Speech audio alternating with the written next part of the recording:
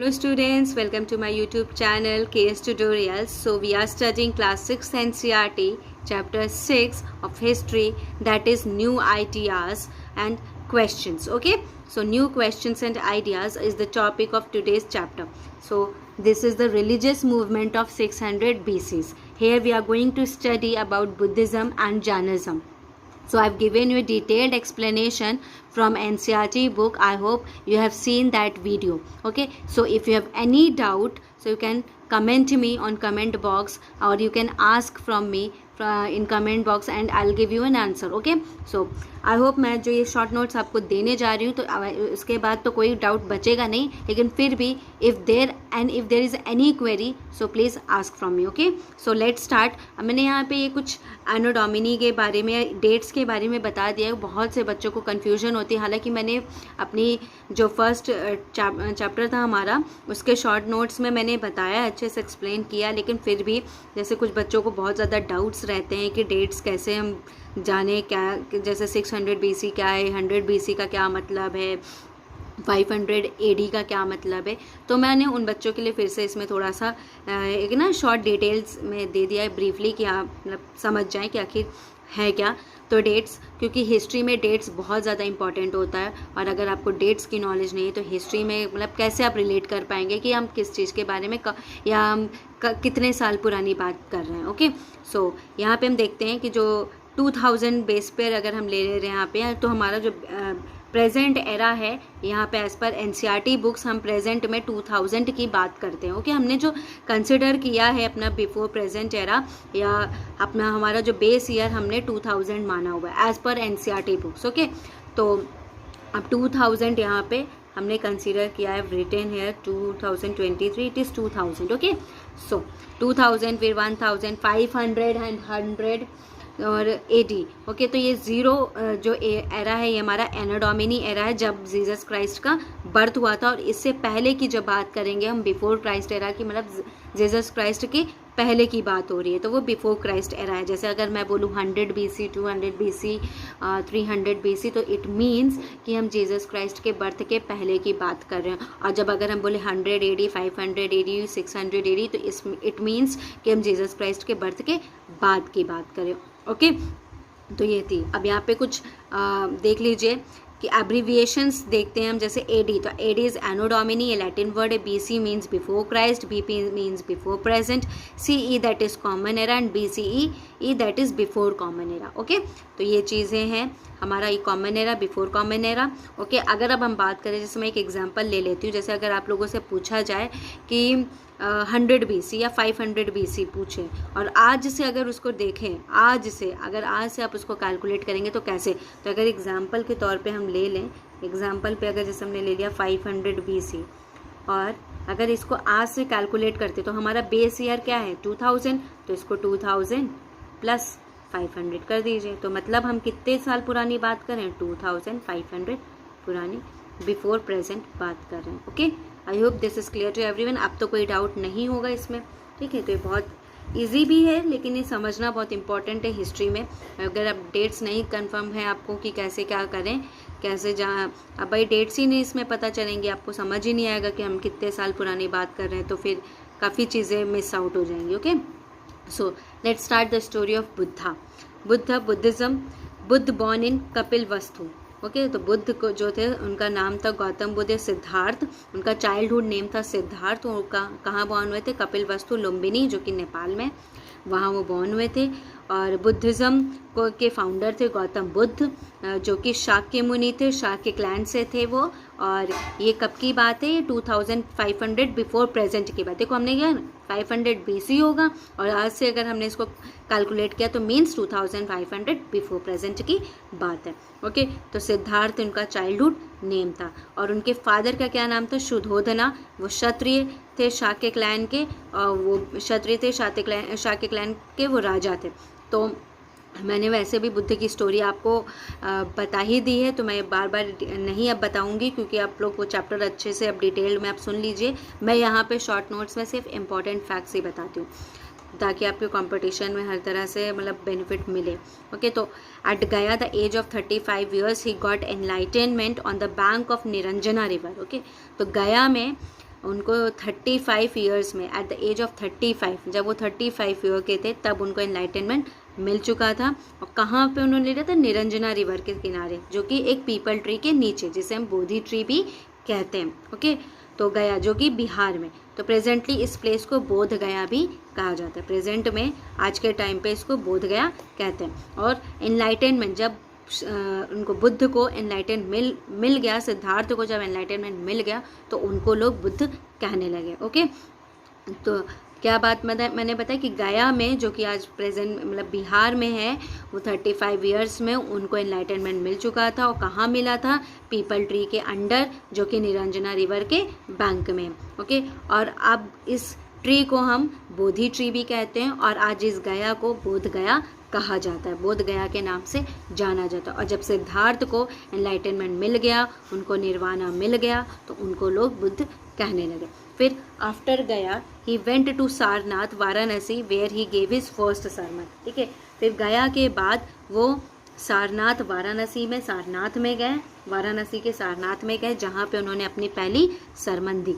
Okay, and उनकी death कहाँ हुई? कुशीनारा, दैट इज़ कुशीनगर, जो कि यूपी के पास देवरिया, यूपी में देवरिया डिस्ट्रिक्ट के पास एक जगह कुशीनारा, वहाँ पे उनकी डेथ हुई। और कितने साल में? 80 years of the age. Okay, तो ये थी कुछ बुद्ध के बारे में इंफॉर्मेशन। अब हम देखते हैं टीचिंग्स ऑफ बुद्ध। बुद्ध की टीचिंग्स क्या थी? तो उन्होंने बोला कि life is full of sorrows and unhappiness. ठीक है, ये एक इम्पॉर्टेंट पॉइंट है कि उनके अकॉर्डिंग ये मानना था कि लाइफ पूरी तरीके से सॉरोज और अनहैप्पीनेस से भरी हुई है, दुख से भरी हुई है। तो इसका रीज़न उन्होंने क्या दिया? Cravings and desire. ठीक है, जिसे उन्होंने थर्स्ट और तन्हा कहा। तो उन्होंने बोला कि अगर आपकी जितनी क्रेविंग्स है, डिज़ायर हैं, जब तक वो क्रेविंग्स और डिज़ायर्स आपके बॉडी में, आपके मन में हैं, तब तक आप दुखों से घिरे रहेंगे। जब तक आप अपने डिज़ायर्स का, क्रेविंग्स का त्याग नहीं करेंगे, तब तक आपको कैवल्य नहीं मिलने वाला। ओके, तो इसका सल्यूशन उन्होंने बताया कि सेल्फ कंट्रोल। जब तक आप अपनी इंद्रियों में, जब तक आप अपने आप को कंट्रोल नहीं करके रखेंगे, तब तक आपको कुछ हैप्पीनेस नहीं मिलने वाली। ओके, तो ये पहला उन्होंने बोला। नेक्स्ट उन्होंने बोला he also taught to be kind and to respect the lives of humans as well as animals। उन्होंने ये भी बोला कि आपको सबसे काइंडली बिहेव करना है, और साथ साथ ह्यूमंस के और बाकी एनिमल्स की रिस्पेक्ट भी करनी है। Okay, next he used Prakrit and Pali language. वो प्राकृत और पाली लैंग्वेज का यूज़ करते थे अपनी टीचिंग्स को देने के लिए, ताकि लोग, कॉमन पीपल, चाहे ऑर्डिनरी पीपल, चाहे जैसे भी लोग हों, हर तरह से उनकी टीचिंग्स को समझ जाएं और उनको फॉलो करें। मैक्सिमम नंबर ऑफ सरमन्स ही गेव्स इन श्रावस्ती। उन्होंने सबसे ज़्यादा सरमन, सबसे ज़्यादा टीचिंग्स कहाँ दी? श्रावस्ती में दी। के स्टूडेंट्स, तो ये बुद्धा की कुछ टीचिंग्स थी, ये बहुत इंपॉर्टेंट है, क्वेश्चंस इससे ज़रूर आते हैं। ठीक है, कि बुद्धा की टीचिंग्स क्या क्या थी और किस लैंग्वेज में वो टीचिंग्स देते थे। तो प्राकृत और पाली लैंग्वेज में देते थे। नेक्स्ट, उपनिषद्स। ये पोस्ट वैदिक पीरियड टेक्स्ट हैं, ये लेटर वैदिक पीरियड टेक्स्ट हैं। तो उप मीन्स नियर बाय, निषद मीन्स टू सिट, मतलब to sit near by. Upanishad का मतलब है कि टू सिट नियर बाय, मतलब इसका क्या है कि दीज आर दोज टेक्स्ट और knowledge which are gather to sit near by the teachers. तो एक ऐसे टेक्स्ट हैं या ऐसी ज्ञान है, ऐसी नॉलेज है जिनको गैदर किया गया अपने टीचर्स के बगल में बैठ के। ठीक है, मतलब कि जैसे गुरु शिष्य के बगल में बैठ के, ठीक है, जैसे शिष्य गुरु के बगल में बैठ के अपनी टीचिंग्स या अपनी नॉलेज प्राप्त करता है, तो कॉन्वर्सेशन फॉर्म में, डायलॉग्स फॉर्म में उसको लिखा गया है। और नेक्स्ट, जैसे पुत्र अपने पिता के बगल में बैठ के अपनी टीचिंग सुनता है और लिखता है। तो ये थी उपनिषद। अब एक सत्यमेव जयते जो है हमारा, वो मुंडक उपनिषद से आया हुआ है। ओके, जो सत्यमेव जयते की बात हुई है वो मुंडक उपनिषद। इसी तरह कई सारे उपनिषद दिए गए, छंदोग उपनिषद से, मुंडक उपनिषद से, तो कई सारे उपनिषद से। तो उसमें से एक मुंडक उपनिषद से, जहाँ से क्वेश्चन आ भी चुका है एक बार, तो ये पूछा गया है कि सत्यमेव जयते किस उपनिषद से लिया गया है, तो ये मुंडक उपनिषद से लिया गया। Okay students, I hope this is clear to everyone. बहुत इजी है ये चैप्टर। नेक्स्ट, ये बुद्धा की टीचिंग्स, ये बुद्धिज्म हमने पढ़ लिया है। अब नेक्स्ट यहाँ पे हम जैनिज़्म की बात करेंगे। तो जैनिज़्म बेसिकली क्या है? तो जैनिज़्म में हम यहाँ पे 24th तीर्थंकर की बात करेंगे, लेकिन हम थोड़ा सा जान लेते हैं कि जैनिज़्म के फाउंडर कौन थे। तो पहले तीर्थंकर थे हमारे ऋषभदेव। ओके, ये एनसीईआरटी हिस्ट्री बुक में गिवन नहीं है, लेकिन मैंने जैसा कि बोला ना कि शॉर्ट नोट्स में मैं कुछ एक्स्ट्रा नॉलेज देने की कोशिश करती हूँ कि आप कंपटीशन में बैठे तो आपको आंसर्स इजीली मिल जाएं। ओके, तो जो फर्स्ट तीर्थंकर थे वो ऋषभ देव थे और उनके 2 बेटे थे, सन थे भारत एंड गोमतेश्वर। ओके, तो भारत से भारतवर्ष बना और गोमतेश्वर नोन बाय बाहुबली, गोमतेश्वर को बाहुबली भी कहा जाता था। तो इनकी स्टैचू श्रवणबेलगोला कर्नाटका में बनी हुई है। तो श्रवणबेलगोला एक जगह है कर्नाटका में, वहाँ पे गोमतेश्वर की स्टैचू हमें देखने को मिलती है। ऋषभ देव पहले तीर्थंकर हैं जो कि फाउंडर हैं जैनिज्म रिलीजन के, और इनके 2 सन थे भरत और गोमतेश्वर। जैनिज्म में टोटल 24 तीर्थंकर है और ये माना जाता है कि जो एक्चुअल फाउंडर है, मतलब जिनको एक्चुअल फाउंडर माना गया है, वो महावीर स्वामी को कहा गया है। ओके, वो महावीर वर्धमान, महावीरा मतलब महावीर स्वामी को कहा गया। इनका जो चाइल्डहुड नेम था वो वर्धमान था। तो महावीर स्वामी का जो जन्म हुआ था वो कुंडग्राम में हुआ था, कुंडग्राम वैशाली में हुआ है वहाँ पे इनका जन्म हुआ था, जो कि 540 BC की बात थी। ठीक है, 540 BC मतलब ये समझ लो कि क्राइस्ट एरा से पहले की बात है, जब जीसस क्राइस्ट का बर्थ हुआ था उससे पहले की बात है।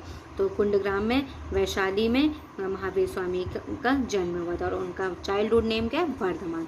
और उनको 30 years, at the age of 30 years he left his home. ठीक है, और जब वो 30 साल के थे, जब वो 30 ईयर्स के थे, तो उन्होंने अपना घर छोड़ दिया था, उन्होंने अपना घर छोड़ दिया था। ओके, और 12 साल इधर उधर भटके और उनको आफ्टर 12 ईयर उनको एनलाइटेंड मिला। ओके, उनको जुम्बिग्राम मिला, उन्हें जुम्बिग्राम भी कहते थे। आफ्टर एनलाइटेनमेंट इन जुम्बिग्राम, तो मतलब जुम्बिग्राम में उनको एनलाइटन मिला, वेरी सॉरी, दैट इज कि एनलाइटेनमेंट उनको कहाँ मिला, जुम्बिग्राम में एनलाइटेनमेंट मिला। ओके, अब इनकी टीचिंग्स क्या थी, जैसे हमने बुद्धिज़्म की बुद्ध की टीचिंग्स पढ़ी, वैसे अब हम जैनिज़्म की टीचिंग्स पढ़ेंगे। तो जैन की टीचिंग्स थी कि पहली बात नॉन वायलेंस मतलब अहिंसा।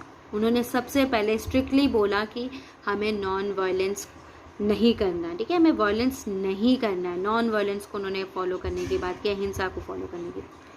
एंड वो अपनी टीचिंग्स प्राकृत लैंग्वेज में देते थे। इनके कुछ 5 पार्ट्स थे।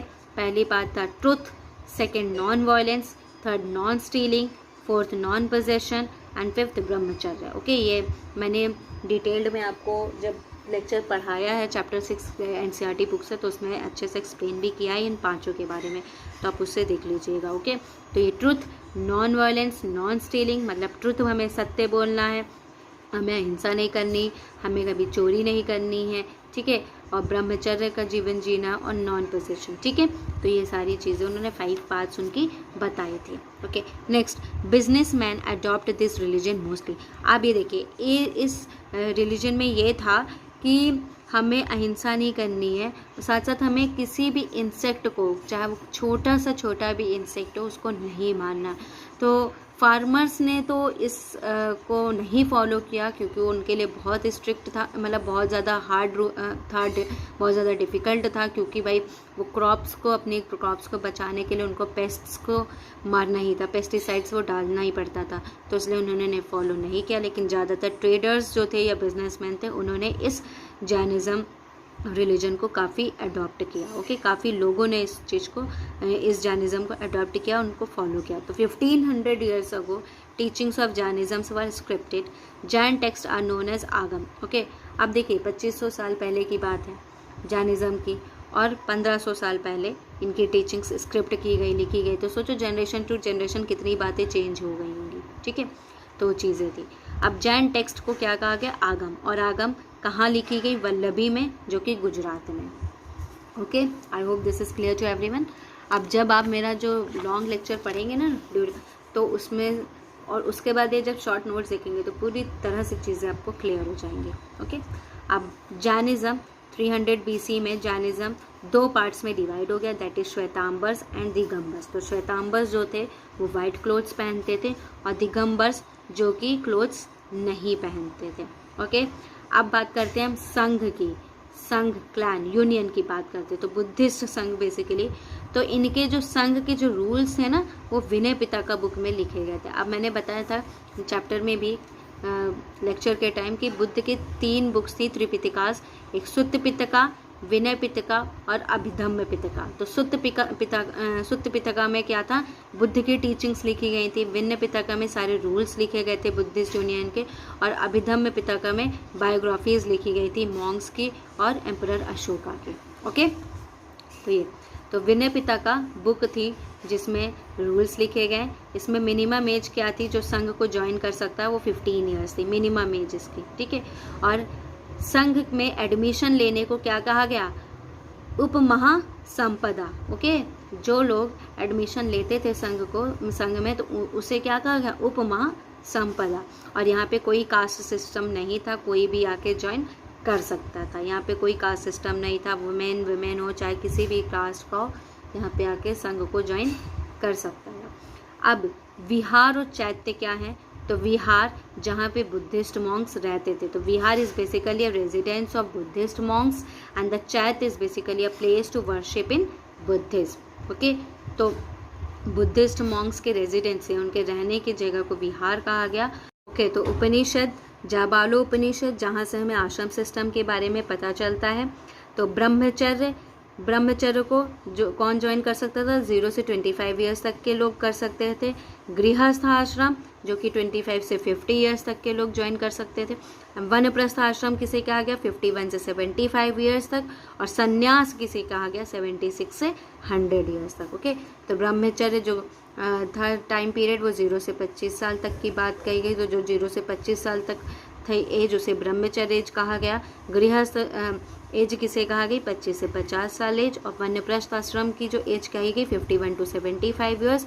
और संन्यास एज किसे कहा गया, 76 to 100 years. Okay, so I hope students आपको ये चैप्टर पूरी तरीके से क्लियर हो गया होगा, कोई भी डाउट अब बचा नहीं होगा। और अगर कोई भी डाउट अभी भी है तो आप कमेंट बॉक्स में कमेंट करके मुझसे पूछ सकते हैं। ओके, तो ये चैप्टर आज कंप्लीट होता है। मैंने इसका लेक्चर भी दे दिया है, शॉर्ट नोट्स भी प्रोवाइड कर दिया है। तो अब हम नेक्स्ट चैप्टर 7 पढ़ेंगे नेक्स्ट वीडियो में। So for that subscribe my channel and share my channel. Thank you students, take care, bye bye.